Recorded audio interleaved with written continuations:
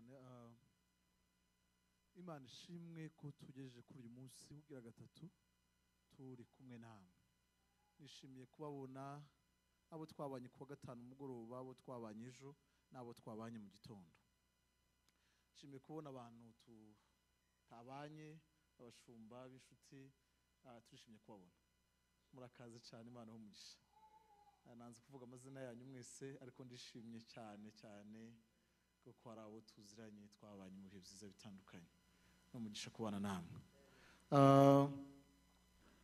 Nshima kandi kubwira itorero, Pastor Eugene, abaririmbyi ndetse na leadership yose mwadutumiye. Imana ibaho umugisha. Rwose Imana ibaho umugisha kudutekereza mukadutumira. Ndabizi neza ko hari abavuga ubutumwa benshi muri iki gihugu. Ni umugisha rero kugira ngo tuze tubane namwe tubashe kuganira.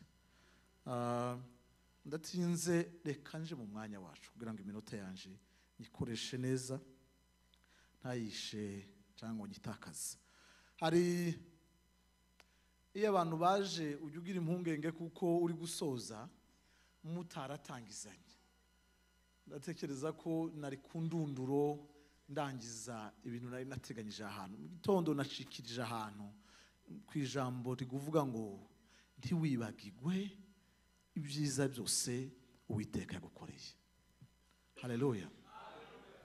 Ntiwibagirwe, n'oubliez pas, do not forget, ntiwibagirwe ibyiza Uwiteka yakoze. Haleluya. Cya kabiri, hagati mu rugenzi wibuke. Ariko icyo twavuze twibuka ngo wibuke Uwiteka Imana yawe ngo yabanye nawe ya myaka 40. Ngo wibuke Uwiteka Imana yawe yabanye nawe muri byabi. Ntabwo tubibutsa amateka y'imibabaro, ntabwo tubibutsa ubuzima gusa mwanyuzemo, ariko turabibutsa ubwizerwa bw'Imana yacu mu bihe byose wari urimo. Haleluya. Iyo mpaya mvuga gutyo nzatekereza ko nimba abantu bose bishikira Imana yabaye faithful, Imana yabaye fidel mu bihe byose twacagamo, twabonye ubwizerwa bwayo. Iyo rero twavugaga mu gitondo ngo ntimwibagirwe, tidushaka ngo mwibutse imibabaro n'agahinda musubire nko mu biriyo, oya, yavuze gusa ngo muri ibyo bihe byose ngo mukomeze mwibuke ngo Uwiteka Imana yanyu. Aravuga kandi ngo ubwo mugeze mu gihugu mukarya mugahaga, aravuga ngo ntimwibagirwe iki kandi? Ntimwibagirwe Uwiteka Imana yanyu. Mu bibazo ntimwibagirwe Imana, mu bisubizo ntimukibagirwe Imana. Aho niho twasoreje mu gitondo. Rero tugiye dusubire ku canone, ariko turasoza. Hari hasigaye verse imwe hajya twari turi abamfashe gusoma mu gutegeka kwa kabiri. Twari tugeze haka verse nasigaje ka 18.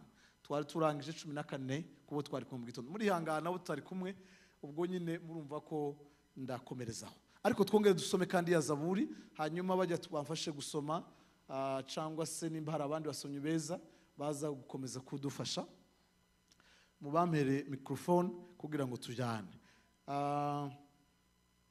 Tutarasoma reka mengo wibutsa bukeya hanyuma tuze kujana. Izaburi 103. Mutima wanje himbaza Uwiteka, ntiwibagirwe ibyiza yagukugiriye byose. Amen. Kuwa gatandatu twavuze bigera kuri 5 tutagomba kwibagirwa. Kimwe muri byo niwe ubabarira ibyaha byawe byose. Niwe ucungura ubugingo bwawe ngo butaja muri gwagoba. Twavuze kuri izo ngingo zibiri cyane umwanya munini, ariko ndagira ngo uyu munsi dusubiraho tubwirane ngo twibuke. Haleluya. Twongere twibuke. Mutima wanje himbaza Uwiteka, mwabindi mwe mwese mwe muhimbaze izina rye ryera. Ibyo twaganire cyambere kwari ukubwira uyu mutima watumiwe ku munsi w'amashimwe. Uyu mutima warariswe kandi ukararikwa na nyiraho kugira ngo bafatanye gushima Imana. Aha twavuganye ko ari ubutumire Dawudi yakoze, atumira umutima we, awusaba ko ufatanya nawe gushima Imana. Mu mvugo yoroheje twavuganye namwe, twavuze ko umutima turawumva mu magambo yacu, ntabwo ari umutima w'inyama, ntabwo ari umutima uduha amaraso mu mubiri, ntabwo ari wo. Mu ndimi zindi bavuga ko ari soul cyangwa se ari buriya bugingo. Ariko muri buriya bugingo nabwo ntitwabwumvishe neza, kubera abantu baje nyuma, ndagira ngo bizibura tube nk'abumva icyo dushaka kuvugana namwe. Haleluya. Yatumiye uriya muntu w'imbere uri usabana n'Imana. Yatumiye umubiri, yatumiye amajwi, yatumiye imvugo ziza nizo twadukoresha, yatumiye uriya muntu, uriya soul. Uwo muntu w'imbere twamubabwiye mu mvugo nkeya zishoboka. Abaheburayo bamwumva mu buryo bumwe, bavuga ko ari uriya muntu udapfa udutuyemo mu mvugo yabo. Iyo bavuze wa mutima wanje we, wa muntu utuyemo imitekerereze, ukabamwe ubwenge, ukabamwe amarangamutima, ukabamwe amahitamo, ndetse ukabutuyemo n'umwuka wanje, uwo niwo witwa soul mu mvugo make nkeya. Ibyo ndabitumiye ngo ibitekerezo bibaha, ubwenge bubaha, amarangamutima baha, ubushake n'amahitamo bibaha, umwuka wanje ubaha, kugira ngo turamye Uwiteka. Haleluya. N'indirimbo Dawidi yavuze kuramya, atavuze ngo uze turamye Uwiteka dukoresheje indirimbo. Yavuganye umutima ngo wa mutima we uramye mu gihe akanwa katarabumuka. Wa mutima we ushima Uwiteka hariya abatazi kuririmba nabo bashobora kuririmbira, ariko bakashima Imana. Icyo nico twise umutima. Haleluya. Nakurikiranye Abagiriki ndetse n'Abafaransa bayeta ngo ni étape psychique, cyangwa se kiriya gice kiri mu bwenge bw'umuntu. Arabutumiye bwose kugira ngo bize bifatanye, cyagire gisigara, turamye Imana. Amen. Uwo mutima rero turawurarise. Iyo mitekerereze igize iminsi mu bintu bitandukanye, turashaka kwifatanya tukibuka imirimo y'Uwiteka ubwo dushoje umwaka tugashima. Cya kabiri yaravuze ngo muhimbaze, twakivuganye ejo, mushime izina rye ryera. Mu mashimwe menshi dukora, hari amashimwe amwe dukora ntitumenye icyo twashimaga. Twari ko dushima kubera ko twagiriwe neza. Ishimwe ntabwo riri self-centered, ntabwo ishimwe riri egocentrique, ntabwo rigaruka kuri wewe. Haleluya. Igihe cyose dushima Imana, biragaruka bigashima izina rye rikamenyekana, izina rye rikubahishwa, izina rye ryera ryongere ryubahwe. Donc nyuma y'amashimwe ntawutwara credit. Aba Imana yasize bose, turasubira dutahe izina ryiwe ryongeye kandi kubahwa. Uko turacumvikanye. Haleluya. Amashimwe yose akogwa ngo kubw'izina rye ryera. Mana warankijije, ariko si inyungu yo kugira gusanga umubiri wishime, ko ari ukugira ngo izina ryawe ryongere ryubashwe. Haleluya. Mana wampaye abana, ariko si ukugira ngo mbwire abantu ko nabyaye kandi mfite abana nkomeye, mfite umuryango, ko ari ukugira ngo izina ryawe ryubahwe. Haleluya. Mana wampaye akazi, si ukugira ngo nerekana ko nakize, ahubwo izina rye ryera rishimwe. Haleluya. Amashimwe yawe aragaruka kubahisha Imana, cyangwa aragaruka kumva ko uzi ko abantu baza gushima bakivuga. Twebwe twagira umugisha, turatunga, tuza kubona akazi keza, hanyuma turiga. Ndashaka kumva izina ry'Uwiteka uko ryubahwa hagati aho ngaho. Umunsi w'amashimwe si umunsi wo kwigaragaza kwacu. Umunsi w'amashimwe si umunsi wo kumurika ibyo twagezeho n'ibyo twabonye. Umunsi w'amashimwe ni umunsi izina ry'Uwiteka ryongera rikubahwa iwacu, bakavuga ngo Imana iracyakora, Imana irahari, Imana kiragenda, Imana nizima muri aka karere kuko data karakora. Umunsi w'amashimwe nibwo abantu batazi Imana ikora bavuga ngo nukuri dimboye hariho Imana ikora. Haleluya. Mwabimenye gute? Twaranyuze dusanga imirimo yayo, twabonye trace yerekana izina ryayo. Twageze mu rugo rwawe dutaha tubonye Imana. Kubera iki? Twabonye ukuboko kwayo kwera guhaye gukora imirimo iwanyu. Zaburi iravuga ngo wa mutima wihimbaza Imana, ariko yuko guhimbaza bibe kubw'izina rye yera. Haleluya. Rero amashimwe yacu ni ukugira ngo izina rye ryubahishwe. Dawidi yarabivuze ngo twarabivuganyije ngo niwe unjana mu cyanya cy'ubwatsi bubisi wagasubiza intege mu bugingo bwanje. Hanyuma ngo kwike kuki akanyobora mu nzira yo gukiranuka. Uko sibyo twazumvikanye. Yagukoreye ibyo byose. Haleluya. Uwiteka yambereye umwungeri uyu mwaka. Uwiteka yandyamishe mu cyanya cy'ubwatsi bubisi. Uwiteka yanyoboye mu nzira yo gukiranuka. Hanyuma for his name sake, kubw'izina. Haleluya. Imana yarandinze uyu mwaka apana kugira ngo mbereke ko mpari, kuko kubw'izina gegera. Ariko nimwadusomere basi, mwadusomere. Nagira ngo amashimwe tuzatugira amarangamutima. Amashimwe, Mana wangiriye neza, ejo muri nabonye akazi keza, hanyuma tugira n'umugisha tuza kubona imodoka, hanyuma tugira n'umugisha. Turashaka kumva ngo for his name sake, kubw'izina ryiwe. Dusomere Mama Rose Psaume 23.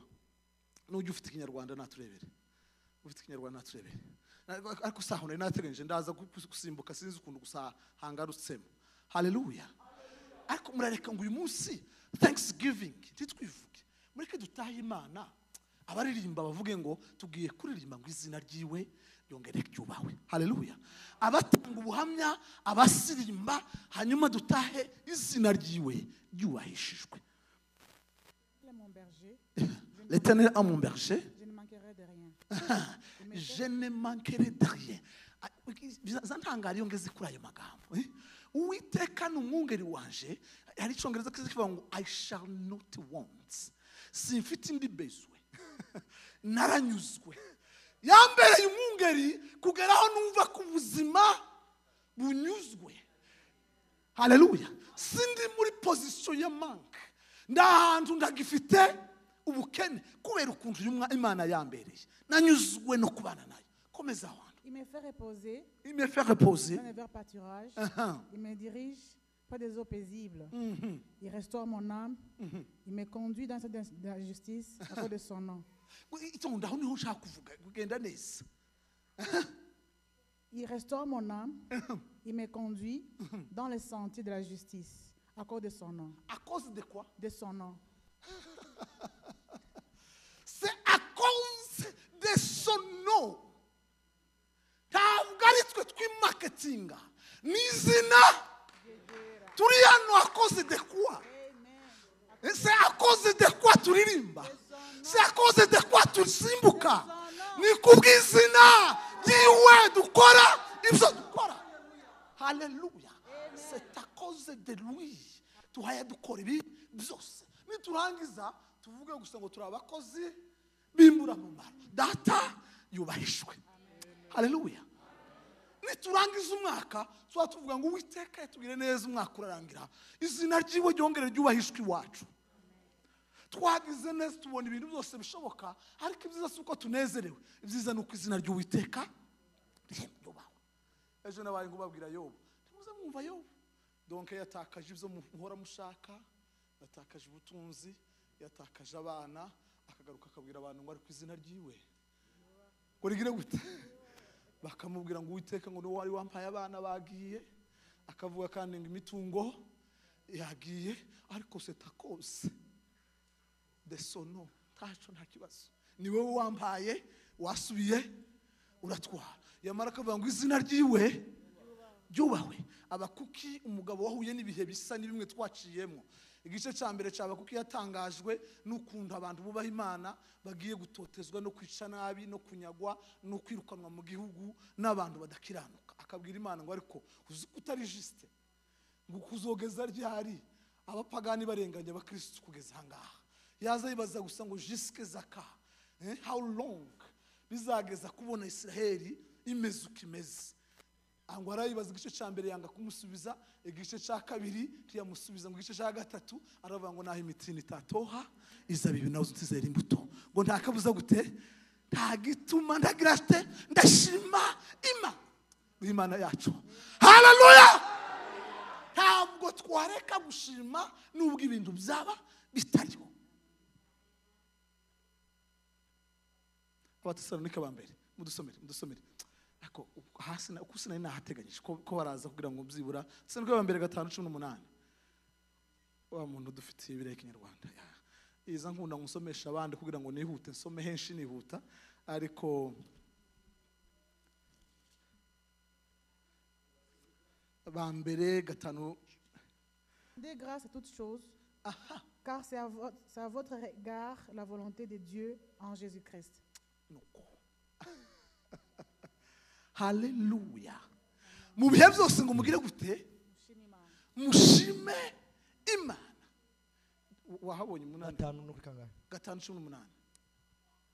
Haravuga ngo mu bibaho byose muhore mushima kuko ari byo Imana ibashakaho muri Kristo Yesu. Amen. Ibi byatubayeho byose tuzi uyu munsi tuvuge ngo w'Imana twitwaye twabuze byinshi twagize ibibazo bitandukanye ariko twaje tuvuga ngo izina ryawe ryongere rishimwe. Ntabwo amashimwe yacu ashingiye ku byo duhabwa amashimwe yacu ashingiye kuko Imana niyo kwizerwa no mu gihe tutabonye ibyo dushaka iracari yo kwizerwa. Dusome Yakobo igice cya mbere umurongo wa 17. Mwihangane some gutyo ariko ndaza gusoza inyigisho. Yakobo 1:17 hanyuma undahita turebera Yakobo. Yes. Yakobo 1:17 haravuga ngo gutanga kose kwiza ni impano yose itunganye rwose nibyo biva mu ijuru biva mu ijuru bimanuka bituruka kuri se w'imico udahinduka cyangwa ngo agire n'igicucu cyo guhinduka. Deja yamyivuga ukuntu ndashobora kwishimira gutanga kose no uje mureba mu Gifaransa toute grâce excellente et tout don parfait. Tangira neza bumve kugira ngo toute grâce excellente et tout don parfait descend d'en haut. Toute grâce ubuntu bwose twabwiriwe n'impano nziza ziva zose twabonye uyu mwaka ngo zamanutse ziva mu ijuru. Ibyiza byose n'ubuntu bwose wagiriwe byose ni ibintu gusa byavuye mu ijuru kuri data. Haleluya. Ibyo wabonye byose n'ubuntu wagiriwe twaganiriye ku munsi w'ejo byose ni impano gusa ngo yavuye kuri data. Kuba twabanye ejo ko murumva ko ndagenda mfundikira utuntu kugira ngo tuze gukomezanya namwe. Okay, dusubiraho twasoreje uyu munsi guteka kwa kabiri. Yes, guteka kwa kabiri 18. Bavandimwe muri hangana abantu baje none ibi bicagagure nuko nyine mpangira ngo ngene shiraho amapwe nza kurangirizaho uyu munsi wa none. Uyu munsi nababwiye ko tutagomba kwibagirwa gushima Imana. Nta mpamvu nimwe igomba gutuma twibagirwa ishimwe ry'Imana yacu. Ntayo. Nakomeje kuyibutsa ndababwira ngo ikintu nasanze kibi kandi gikomeye ni igihe turi mu bisubizo tukibagirwa Imana yabanye natwe mu gihe cy'ibibazo. Ni igihe twari mu bibazo twibuka Imana turayisenga, turayiramya, tubana nayo, ngo tugere mu bisubizo turaceceka, turibagirwa. Tashimwe ry'Imana. Kubera iki? Ubu nyine muzi kuko kubaho mubeshejweho kubera ko mwakoze, kandi utuzi turahari. Kubize n'abatarize bafite amahirwe yo kuja mu kazi bagatahana amafaranga. Ariko Uwiteka aravuga ngo nimugera hariya ntimuzibagirwe, ntimuzanyibagirwe, ngo mwibagirwe Imana yanyu yabanye namwe muri bya bihe bitandukanye. Ndabizi ko n'ubundi ko mvuga gutya, hari abantu benshi muri twebwe batekereza ko hari ubuhanga. Mu gitondo narimo mbabwira ngo nta buhanga bwanyu, nta mbaraga zanyu, nta bwenge bwanyu butumye muri hano aha mwicaye. Hari nabo kutuhatubwiriza batekereza ko bakomeye. Nsa n'ijana muri cyashe nkareba ukuntu duhangaraye mu gihe cyo gushima Imana. Kareba ukuntu abantu bamwe bakomeye, abandi nabo donc imyaka n'amapozisiyo n'ibyo bakora bibateye kudaca bugufi ngo bahimbaze Imana. Haleluya. Turoroheje, icyo dukwiriye gusa ni uguca bugufi tukayiramya. Turoroheje cyane. Mu gitondo nababwiye ngo tubitse mu buzima bworoheje, tubitse mu mubiri woroheje, dutuye muri fragilité y'umubiri iri simple, ishobora kwangirika uko twicaye hano ikaba irangiye. Icyo ukwiriye ni iki? Uguca bugufi, ukamanura position y'umutima wawe, ukareka ubwibone, hanyuma ukavuga ngo Uwiteka ashimwe. Uko cyatubuje gushima Imana ni iki? Nuko twireba, nuko twiyumva, nuko twiyizi, nuko tutadepanda kuri yo. Gutereka kwa kabiri aho tuza gusoreza 8. Twavuze verse ya 2:8. Kuri barya bafite zigeza Bibiliya. Verse ya 2 murasoma kandi ukame musimbuke mu 11 musimbuke 14 musimbuke turangize ku 18 na 19. Ariko gato gusa. Icyo tuvuga niki? Ndasuya kubabwira kandi ngo timwibagirwe. Haleluya. Amashimwe yose akomoka ku buzima bwibuka, bukibuka icyo Imana yakoze. Imana irakora buri munsi. Ibitekerezo bikurura bigafata imirimo Imana yadukoreye. Ni ibitekerezo biflashinga back, bisubira inyuma, bikareba icyo Imana yakoze. Iyo turi mu mwanya w'amashimwe, kenshi ntiturangiza iri imbere hacu. Amashimwe yacu menshi akomoka mu mateka iyo dusubiye aha hatambutse, kuko niho tuzi. Ejo ntituhazi. Noneho turasubira inyuma bukeya, dushima Imana twibutse, tubibwire ngo turibuka imirimo yawe myiza. Haleluya. Ariko icyo nababwiraga mu gitondo ni ukuntu Mose yabwiye abantu, arababwira ngo ubwo mugeze mu gihugu ntimwibagirwe. Do not forget. Harya kuri kabiri, then. Souviens-toi de tous les chemins que l'Éternel, ton Dieu, t'a fait faire pendant ces 40 années. Wibuke za nzira zose Uwiteka mwagendanye y'ubutayu bwawe. Wibuke wa muhanda w'ubuzima. Hari abo tuziranye hano, twavugana ngababwira ngo wibuke bwa butayu tuziranyeho. Haleluya. Ariko niwibuka ntabwo ngusubiza mu mateka y'ubutayu gusa, ndakwibutsa ukuntu Imana yabaye umwizerwa. Haleluya. Ndakwibutsa Uwiteka tayatubwira ngo twibuka amakuru y'ubutayu. Ndabizi iyo dusubiye mu makuru yaho twanyuze abantu bajya basubira ngo bakayavuga neza, ariko muribuka ngo turi muri Afrika ngo tudafite abantu bakabivuga, ntabwo araye. Yavuze ngo mwibuke nde? Ibuka Uwiteka. Haleluya. Afin de t'humilier et de te retrouver, pour savoir quelle était la disposition de ton cœur, et si tu garderais ou non ces commandements. Haleluya. Nakunza ku kantu. Urebe disposition y'umutima wawe. Urebe uko umutima uhagaze aha. Urebe niba uzashobora gukomeza kubaho Uwiteka muri iki gihugu turimo. Reka mbivuge muri iyo context. Imana icubahiro. Haleluya. Muhindure mube nkabara imitima yanyu kwihagaze. Muvuge ngo ahantu turi turacyafite imitima yiteguye gukomeza kubaha Imana muri iki gihugu turimo. Ahantu dutuye ko murabona disposition y'imitima yacu, ko murabona uko imitima ihagaze, company zihari, amafaranga hari, ibintu bihari. Natangaye nageze hano abari bwo mbona version, nabonye version, nabonye nabuze mu rurimi rwacu ko nabonye twebwe tutari ntarinzi. Donc nkabona umugabo burya kujya wari umeze uko umeze hano.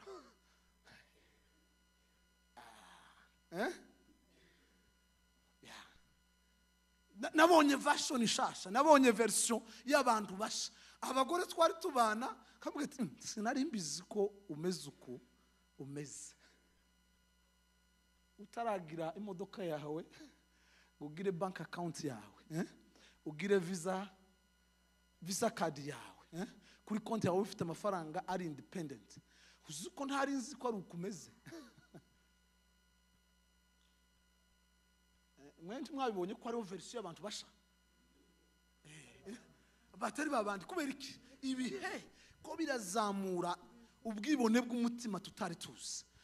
Muzi ko ari abagabo muri Afrika bari batuje tutagiranaga ibibazo nabo. Uko muri mukora n'umuhana twavuze amahoro tutakicumvikana.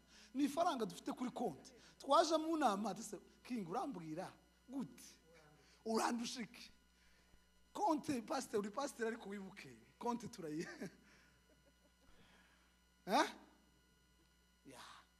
Harabo twabanye na murenga bwate ko kera ndi wagaze umvugisha gutya. Ko ndabona urakaye cyane ukuntu urahagaze. Mwenje mwabibona. Titwoje mu nama y'abagabo pastor. Titwoje mu nama y'abagabo ngo bamwe batuze. Kuko na wa mwana wari ufite takikumva. Afite imodoka ye iwe.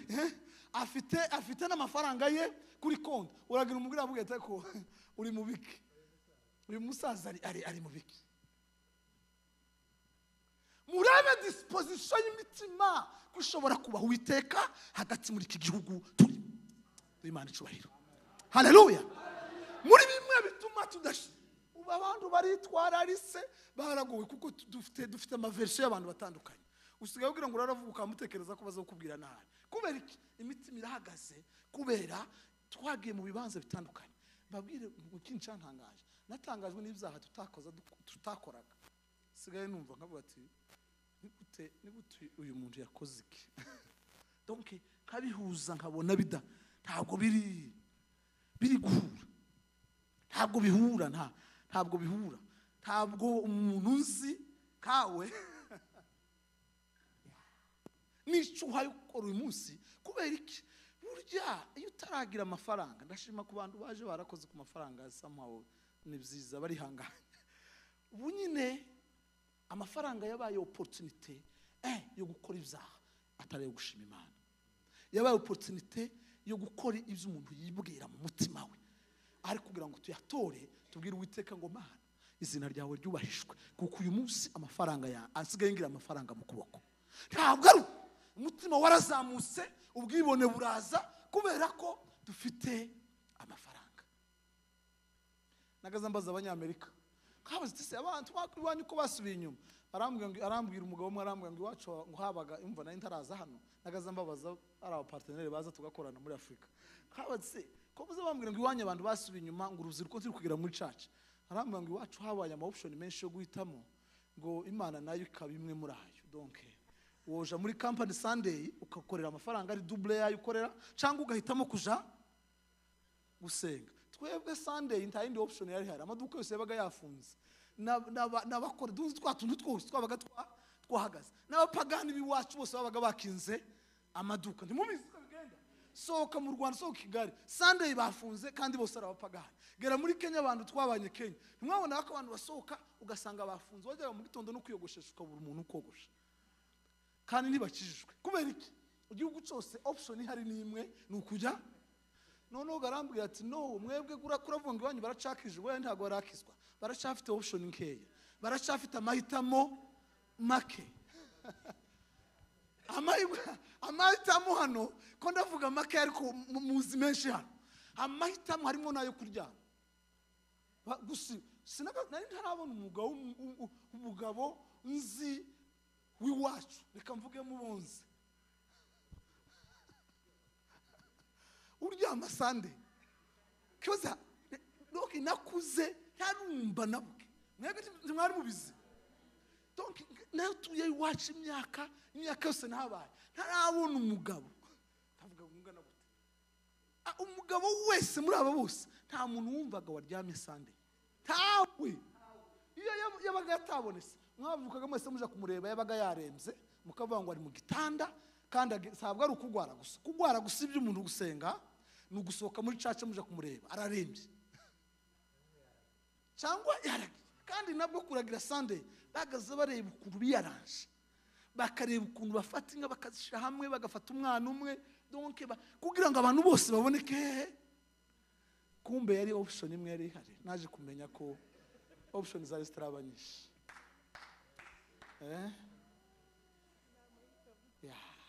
icyo narivuze niki ko murabona tukiri muri position yo gushima Imana murabona umutima wacu kiciteguye kuba hagati muri ibi byose imitima yo igakomeza Uwiteka igakomeza amategeko ye ikavuga ngo tuzakomeza tukubahe tuzakomeza tugukunde muri ibi byose icyo ni ikintu kimwe bavandimwe numvise ntagenda ntababwiye ngo nubwo mwageze muri iki gihugu mukomeze mwibuke Uwiteka 11 naho umuntu w'ikinyarwanda ajya yinjira vuba nabonye igifaransa cyagize imbaraga okay hariyo amaterume wirinde ntuzibagirwe Uwiteka Imana yawe aho ni 11 wirinde uvasubiyemo kandi kuri kabiri yavuze ngo uramenye ntuzibagirwe 11 aravuze ngo wirinde ntuzibagirwe Uwiteka Imana yawe ngo utitondera ibyo yategetse n'amateka yayo n'amategeko yayo ngo utegeka uyu munsi 14 yes uzirinde umutima wawe we kwishira hejuru ngo wibagirwe Uwiteka Imana yawe yagukuye mu gihugu cya Egiputa mu nzu y'uburetwa gendagaho ko murumva zino be careful uramenye uraba maso wirinde kubera ko umugabo karavuga kuri kabiri ngo mwirinde ntiwibagirwe ku 11 akavuga ngo wirinde utega Uwiteka 14 avuze gute kandi ngo wirinde ntiwibagirwe Imana haleluya 18 verse 18 hanyuma no igifaransa itenjiramo 18 ahubwo uzibuke Uwiteka Imana yawe ahubwo haleluya amen akwibagirwa ahubwo ugira gute wibuka Uwiteka muri iki gihe turimo ahubwo mwibuka Imana mu gihe mwasubijwe ahubwo mwibuka Imana kinogiye kuruta ibindi bihe byose kubera ko ariyo Mana yabanye nama ikabageza ahantu Souviens-toi l'Éternel ton Dieu car c'est lui qui te donnera de la force pour les acquérir afin de confirmer comme il a fait aujourd'hui son alliance qu'il a juré de tes pères. Warubizi ko kumwibuka ari byo biguha imbaraga zo gutuma usohoza intego y'ubuzima muri iki gihugu. Haleluya. Waruzi ko kumwibuka ari byo bituma uzuka mu gitondo ukazuka nta ma depression. Narimo mbwira abana nijoro hari amaterme n'igihano ntarizi. Mwe mwari muzi depressive ari byo. Mwari muzi anxiety ibyo ayo magambo zamuyumvana. Ko abakecuru ntibamenye icyo mvuga. Abazungu azamambwira ngo bafite ikibazo cya anxiety icyo ni donc icyo ni donc ni kimigwi mibi. Sindamenya terme ubu gifaransa ubizi mama Rose.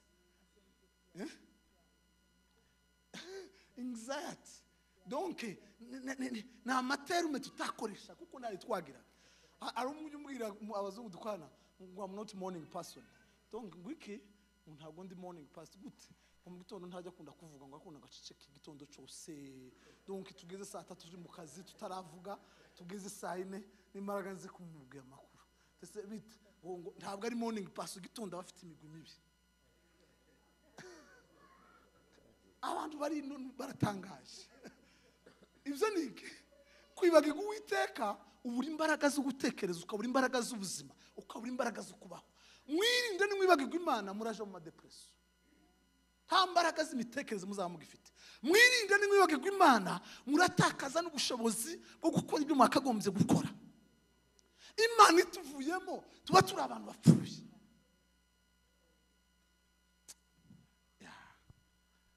Haleluya.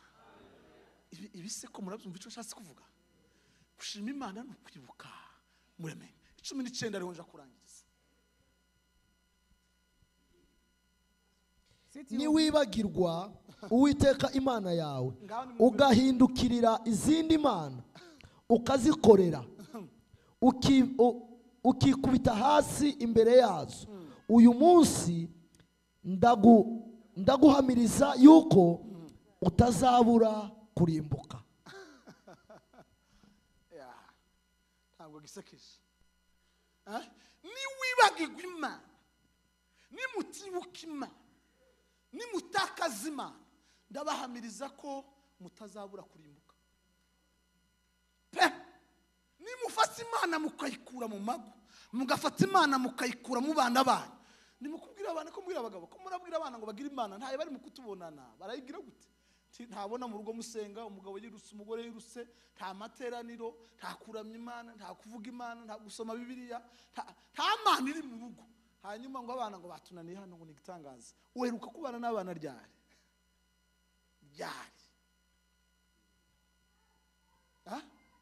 Nimukuri Imana, nimwibagirwa Imana, ndababwira ukuri, ni umuryango utuganisha kurimbuka, ni inzira ituganisha gushira.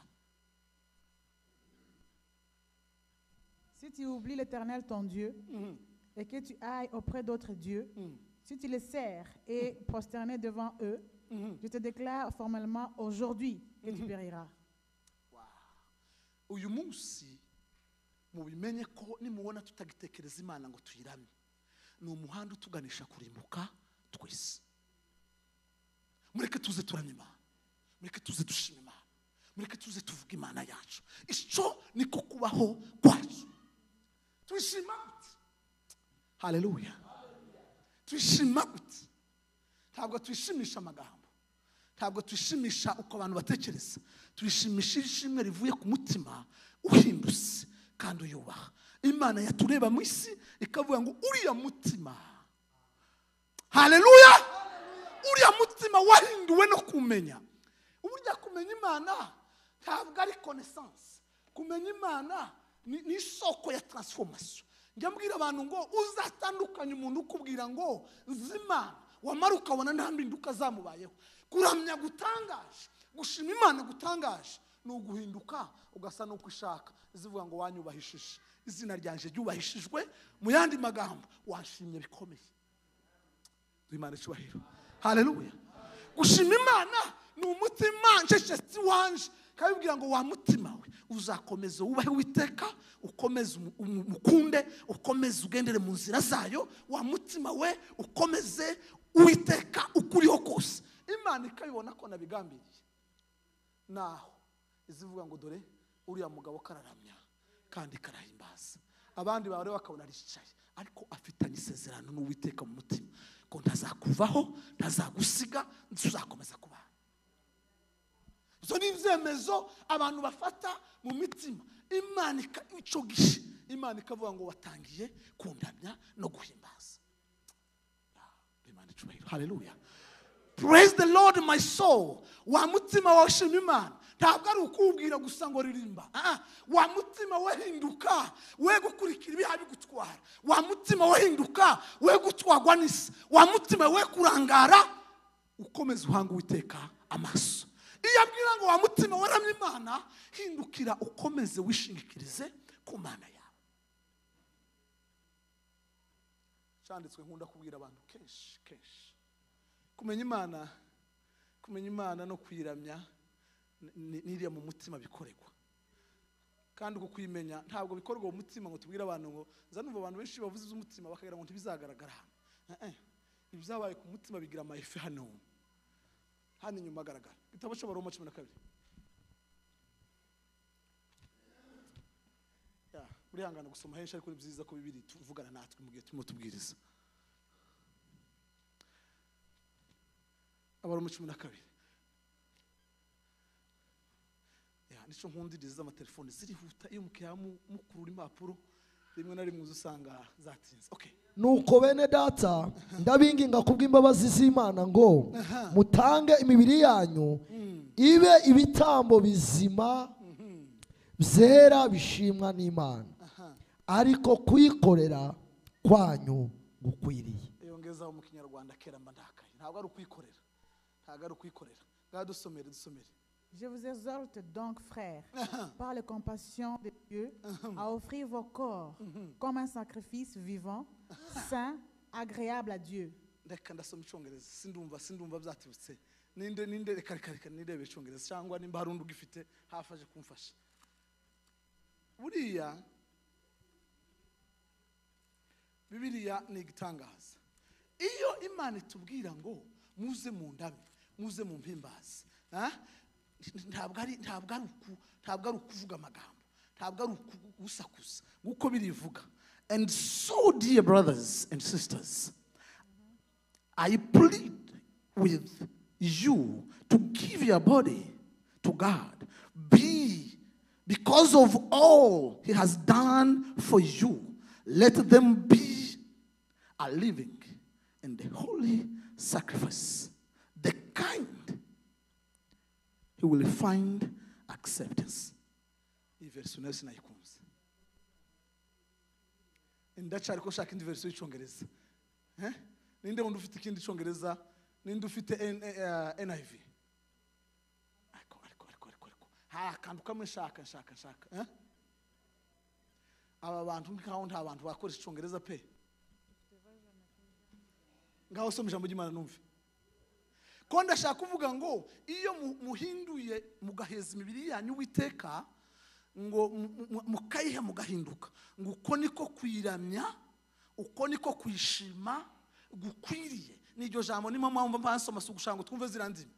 Cyangwa nanavuga ngo do not conform to the pattern of the world, but be transformed by renewing of your mind. Then you will be able to test and approve what God's will is. Soma. Heza musirimu dusomera ngaho. Ukuntu kivuze. Yego. Kiravuze ngo therefore I urge you, brother and therefore I urge you, ndabinginga mwese bavandimwe ntimumenye Imana gusa, ntimuvuge ko mwakijijwe, ahubwo mutere intambwe yo gutanga imibiri yanyu ihinduka ibitambo bizima. In view of God's mercy, yes, to offer your bodies. Kubera ubuntu twagiriwe, Dawidi yavuze hariya ngo niwe watugiriye ubuntu akatubabarira ibyaha byacu byose. Kubera ubwo buntu avuze hariya buri ku 11, izo mercies ziri kuri 11, ziri kuri 8, ziri kuri kumanuka kugera ku cya gatatu cy'Abaroma. Turagenda tubona umuntu Imana idukiza nta murimo dukoze kubw'imbabazi zayo. Noneho akavuga ngo in regard bikurikiranye na kwa gucungurwa kwanyu ngiki cyo namwe mugomba gukora.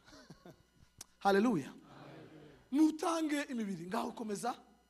To offer your bodies as a living sacrifice, holy and pleasing to God. Yego. This is your true and proper worship. This is your true and proper worship. Akumumvisha icyo tuvuze. Gushima Imana bikwiriye n'impinduka z'ubuzima bwacu. Gushima Imana bikwiriye ni ugufata umubiri, tugafata imitekerereze, tugafata umutima, tugafata ubwenge, tukabiha Uwiteka, tukakubwira ngo ibi nabyo ni ibyawe. Hallelujah. Gushima Imana bikwiriye ni ukwizana, tukabwira Uwiteka ngo turabawe none. That is a true worship. Abzumvishe. Hari ahandi zigera ahandi ikavuga inzego zitatu. Akavuga ngo iyo umaze guhindura uko utekereza ngo ico kandi ngo nibwo bushake bwayo, niyo perfect will y'Imana, ngo iri good, pleasing and perfect. Donc ico Imana ishaka sinzi nimba konda koresha inani tandukanye. Donc ikindi Imana ikene standard ikene ko tubamwe, ni igihe twihaye Imana tugahindura uko twadusanzwe dutekereza, hanyuma ngo iyo tubikoze ngo tuba dukoze ubushake bwayo bwiza bushimwa kandi ngo bunejeje. Sinzi koresheje bukwiriye. Haleluya. Rero bavandimwe, mu gihe turamye duhimbaza ni ukwibuka, ni ukongera kwihuwiteka. Kandi Imana idukoreye neza izikunda gusa ngo ntituyizanire ngo wakoze Imana tukuzanira ituro, uzuyizanira ituro ikavuga ngo nari nkeneye wewe. Uzuza gushimuka yizanira indirimbo ikavuga ngo nari nshaka wewe. Uzuza gushimuka yizanira amagambo ikavuga atari ko nyuma y'amagambo nashakaga umutima wawe. Uzuza gushimuka yizanira bizo muzana byose ikavuga atari ko nari nkeneye wowe. Haleluya. Ubwo turaha rero impano zose twabonye niko Yakobo yavuze, gift zose, impano zose. Ubwifaransa niho havuze neza, havuze ngo toute grâce excellente, ubuntu bwose twabonye na do n'impano zose twabonye ngo zamanutse ziva kuri Data ziva mu ijuru, nizo zatugezeho. Bavandimwe, mu gihe cyose dushima twibuke ko ibyo dufite bikomoka ku Uwiteka. Igihe cyose turamya twibuke ko icyo dukora byavuye ku Mana yacu. Niturangiza dushima Imana, turangiza tutahe tuvuze ngo ntabwo amazina yacu amenyekana, ntabwo ari twe twaje kwivuga, ntabwo twaje kurata amajwi, twaje kurata inyigisho zikomeye, twari tuje gusa ngo izina ryiwe ryongere ryubahishwe. Mureke izina rya Data nyuma ya Thanksgiving ryubahishwe aho dukorera, izina ry'Imana ryubahishwe mu miryango yacu, izina ry'Imana ryubahishwe mu bana bacu, izina ry'Imana ryubahishwe mu itorero dukoreramo, izina ry'Imana ryubahishwe mu nshuti. Uko niko gushima Imana. Izina ryiwe niryubahwa tuzaba tuyikoreye. Yesu abamugisha.